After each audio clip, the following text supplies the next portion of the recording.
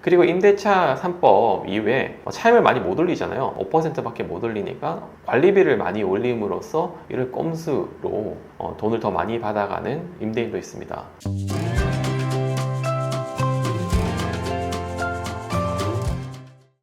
안녕하세요, 김민중 변호사입니다. 최근 전세 사기가 많이 발생을 하고 있고요. 그리고 금리가 많이 오름에 따라서 전세 계약보다는 월세 계약이 급증하고 있습니다. 그리고 저희 구독자 중에 댓글이 달렸는데요. 전세 계약 영상은 많은데 월세 계약 영상도 촬영해 달라고 하셔서 이번에는 월세 계약 전 반드시 알아야 하는 사항에 대해서 촬영을 해보고자 합니다. 매우 중요한 내용이니까 꼭 끝까지 시청을 해보세요.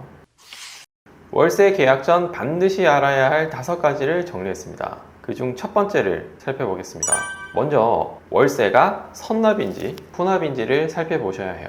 임대인 입장에서는 선납을 받기를 원할 거고요. 임차인 입장에서는 분합하기를 원할 겁니다.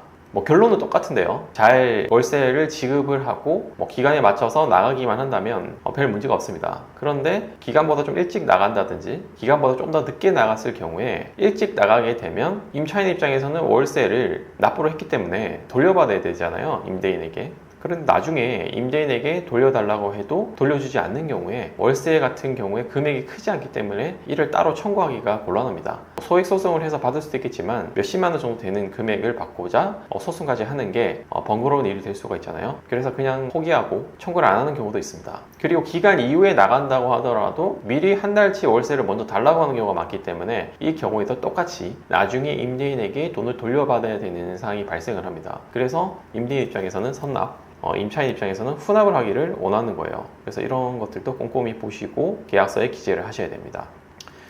그리고 부가세를 책정을 하였는지 여부도 살펴봐야 돼요. 임대인들 중 오피스텔 주인 같은 경우에는 일부 부가세를 요구하기도 합니다. 임대인 입장에서는 부가세를 받고 부가세 신고하고 세금 혜택을 받고, 그런데 임차인 입장에서는 세금 계산서를 발행한다라고 하더라도 별 혜택을 못 받는 경우가 대부분이에요. 특히 개인 같은 경우에는. 그래서 임대인이 별도로 부가세를 요구하는지 아니면 부가세가 포함된 금액으로 차임이 책정된 건지 이걸 꼼꼼히 확인을 하셔야 됩니다. 그리고 두 번째, 관리비 부분인데요. 과연 관리비가 어디까지 관리비인가 이를 확인을 하셔야 되는 겁니다. 월세 관리비가 포함되는 것인지 아니면 별도로 관리비를 부담을 해야 하는 것인지 이런 것들을 꼼꼼히 보시고 계약서를 적으셔야 돼요. 그리고 마찬가지로 관리비에도 부가세를 별도로 책정해서 받는 경우가 있어요. 이런 것도 부가세 포함인지 별도인지 확인을 하셔야 돼요. 그리고 관리비 내역에 대체 어느 부분이 관리비로 책정된 것인지 확인을 하셔야 됩니다. 보통 아파트 같은 경우에는 관리비 세부 내역 산정을 해서 매월 그 고지서와 함께 보내줍니다. 그래서 확인이 가능해요. 내가 낸 관리비가 어떻게 쓰이고 그 세부 항목이 무엇인지 확인이 가능한 것입니다. 그런데 다세대 빌라, 오피스텔 같은 경우에는 이를 제대로 확인 안 해주는 경우가 많아요. 대체 이 관리비를 어떻게 쓰는지, 관리인도 없는데 경비실 아저씨도 없는데 어떻게 관리비를 쓰는지, 관리비가 별로 나갈 것 같지 않아요. 그런데 관리비를 높게 책정해 놓고 월세 대신 받는 경우가 있고요. 그리고 임대차 3법 이후에 차임을 많이 못 올리잖아요. 5%밖에 못 올리니까 관리비를 많이 올림으로써 이를 꼼수로 돈을 더 많이 받아가는 임대인도 있습니다. 그래서 관리비 세부 내역을 좀 확인시켜 달라, 왜 관리비가 증액되었는지 설명해 달라, 이렇게 확인을 하셔야 됩니다. 그래야 피해를 방지할 수 있어요. 그리고 세 번째는 입주 전 상태를 명확히 확인을 하기입니다. 동영상으로 촬영을 해주시는 게 제일 좋습니다. 왜냐하면 들어가기 전에 만약에 하자가 있다면 그 하자 보수 요청을 하셔야 되고요. 만약에 나갈 때는 원상회복과 직결이 됩니다. 내가 들어와서 사용할 때는 분명히 없었는데 나중에 나갈 때 보니까 하자가 생긴 것 같다. 임대인이 이를 문제 삼을 수 있어요. 그래서 임차인이 그 하자를 보수해야 나는 보증금을 돌려주겠다 라고 하면은 또 곤란한 상황에 처하게 됩니다. 그렇기 때문에 내가 들어갈 때 꼼꼼히 집안 구석구석을 사진, 동영상으로 촬영을 해두는 것입니다. 그래서 이쪽 거실 쪽에 있었던 하자 부분은 내가 들어올 때부터 있었던 것이고, 이 부엌에 있었던 이런 자국, 도배가 안 된 부분 등은 원래 내가 올 때부터 있었다 라고 말을 해두는 것이에요. 그리고 보일러가 파손된 부분, 거실의 일정 부분이 파손된 부분은 내가 한 것이 아니라 원래 있었던 것이다 라고 입증이 돼야 내가 나갈 때 그 원상 회복 의무를 면하게 되는 것이고, 그리고 내가 들어갈 때 하자 보수 요청을 해서 내가 좀 더 쾌적한 환경에서 그 호실을 사용할 수가 있겠죠.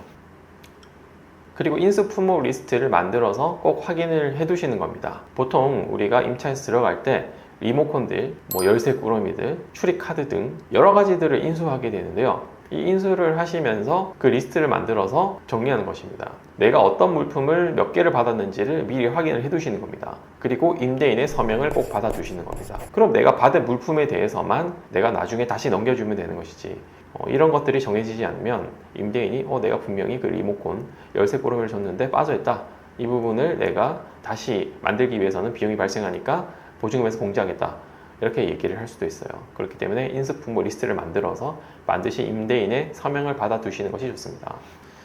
그리고 네 번째는 전입신고와 장기수선 충당금인데요. 일부 임대인들은 전입신고를 하지 못하게 하는 경우가 있어요. 특히 오피스텔 같은 경우에 주거용 오피스텔과 사무용 오피스텔이 있는데, 사무용 오피스텔로 신고해서 세금 혜택을 받아놓고 알고 보면 주거용 오피스텔로 임차를 주는 것이죠. 그런데 임차인은 주거용 오피스텔로 들어가는 것이잖아요. 그럼 전입신고를 꼭 해야 내 보증금을 지킬 수가 있어요. 전입신고 확정일자를 받아야 대항력과 우선 변제료가 생기게 됩니다. 그런데 임대인 입장에서는 어차피 내가 사무용 오피스텔로 신고를 해둔 상황이기 때문에 주거용으로 전입신고를 할 수가 없다 라고 하면서 해주지 않는 경우가 있어요. 그럼 내가 대항력과 우선 변제효를 가질 수가 없겠죠.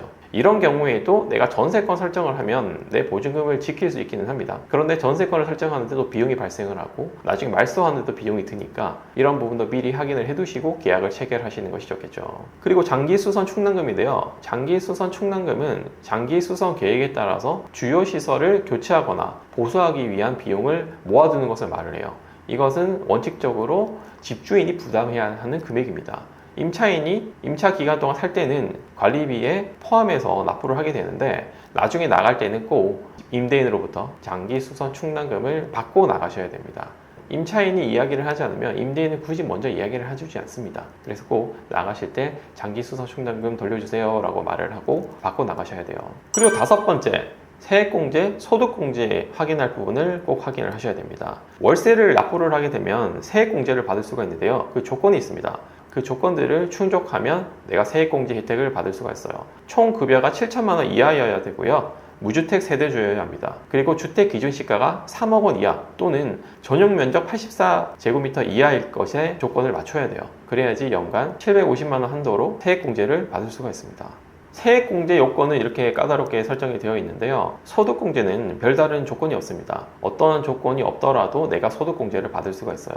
그런데 임대인이 신고를 해줘야 소득공제 혜택을 받을 수가 있어요. 보통 임대인은 내가 해본 적이 없다, 나 어떡하는지 잘 모르겠다, 이렇게 이야기하면서 잘 협조적이지 않은 경우가 많아요. 그리고 계속 이 현금 영수증 때문에 임대인에게 연락하는 것도 번거롭기도 하고 조금 부담스럽기도 합니다. 그래서 이런 경우에는 임차인이 스스로 소득공제를 받기 위해서 현금 영수증 신고를 할 수가 있어요. 국세청 홈택스에 들어가시면 상담 제보란이 있는데요. 여기 주택 임차료 월세 부분을 신고하는 부분이 있어요. 그래서 주택 임차료 현금 영수증 발급 신청을 하시면 소득공제 혜택을 모두 보실 수가 있습니다. 오늘 촬영을 했던 내용들은 월세 계약 시에 중요한 점들을 제가 정리한 것인데요. 오늘 촬영한 영상뿐만 아니라 이전에 전세 계약 시 반드시 유의할 점도 참고를 하시면 월세 계약을 완벽하게 체결을 하실 수가 있을 거예요. 이번 시간에는 월세 계약 전 반드시 주의할 사항들에 대해서 살펴봤는데요. 월세를 미납했을 때 아주 큰 불이익을 겪게 됩니다. 다음 시간에는 월세를 미납해서는 절대 안 되는 이유들에 대해서 정리해서 한번 촬영해 볼 예정입니다. 끝까지 시청해 주셔서 감사합니다.